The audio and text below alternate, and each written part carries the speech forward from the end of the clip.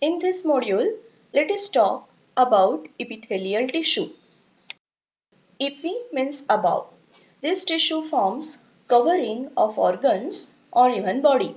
It forms barrier between various organs. The cells that make up epithelial tissue are closely arranged without having any intercellular space, forming continuous sheets. Since epithelial tissue forms covering of body or organs, anything that enters or exits the body has to cross at least one layer of epithelium.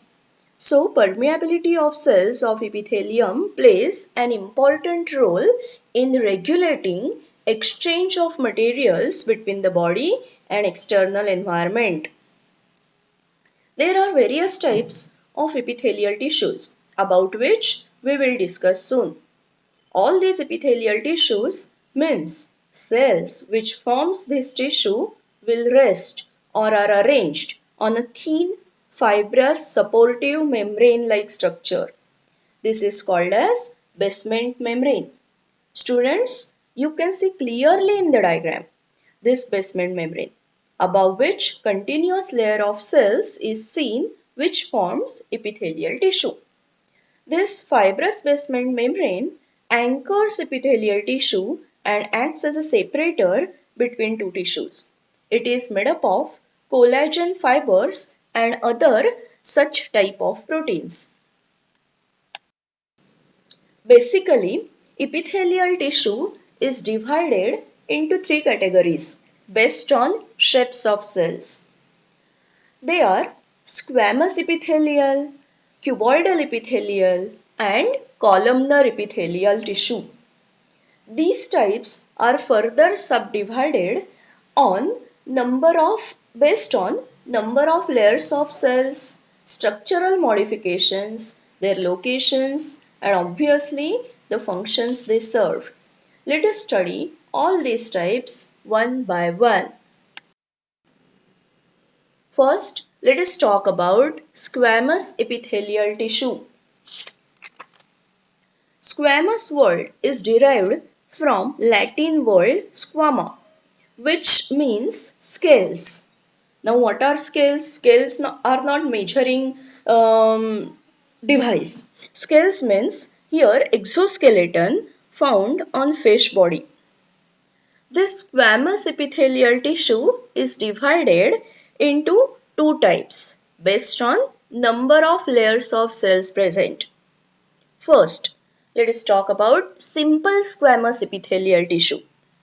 Simple squamous epithelial tissue is made up of single layer of flat and thin cells and forms delicate lining of blood vessels and lung alveoli. Here, in both the cases, for exchange of materials and for transportation, very thin barrier or lining is needed. Now, we will talk about stratified squamous epithelial tissue. It is made up of two or more than two layers of cells having no intercellular spaces, forming large sheet-like structures. Here also, the cells are flat. Depending upon location and function, number of layers of cells present in the tissue varies or differs. Example, given lining of mouth and lining of esophagus is made up of stratified squamous epithelial tissue. Even skin is also made up of stratified squamous epithelial tissue. But number of layers of cells in skin are definitely more than lining of mouth and lining of esophagus. When we will meet in the school, you will get to do one experiment. Scrap scrap the skin inside your chin very gently. Stain it and observe under microscope and you will get to see all the arrangement or cell arrangement of squamous epithelial tissue.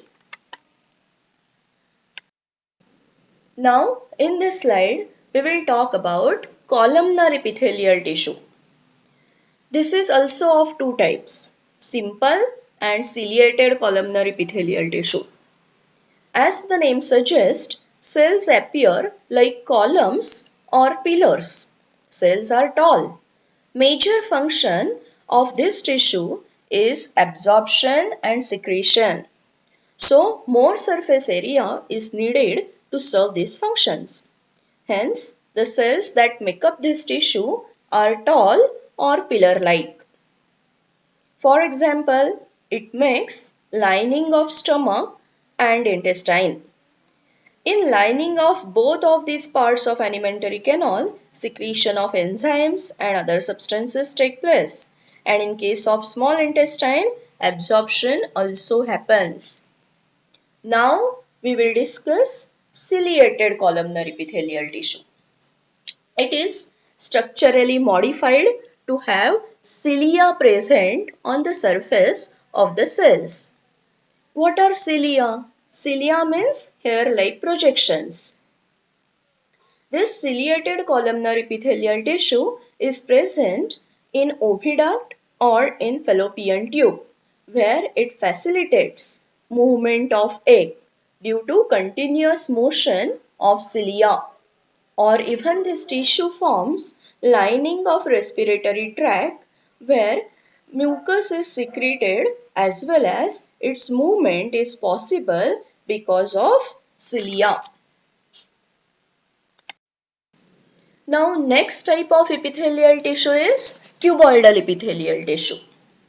This tissue is also of two types, simple cuboidal and glandular epithelial tissue. First, we will talk about simple cuboidal epithelial tissue. This tissue is present where mechanical support is needed. It can be 2 to 3 layers thick, means it is made up of 2 to 3 layers of cube-shaped cells. Where exactly it is present?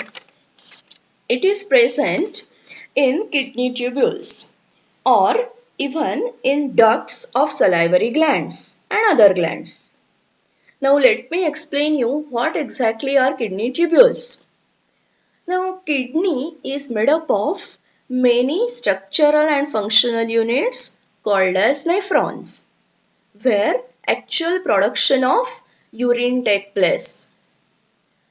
So these nephrons are made up of tube-like structures called as tubules. And these tubules are made up of, particularly their lining is made up of cuboidal epithelial tissue. Now you will say, what are ducts of salivary and other glands? All of you know the function of the glands is to secrete something, maybe proteins or enzymes or hormones, right? So their secretions are to be delivered at the desired location. So to deliver their secretions, there are outlet-like structures present in these glands. Now, still you might not have understood exactly what are ducts. But in the next slide, they have shown you diagram in which ducts are clearly visible.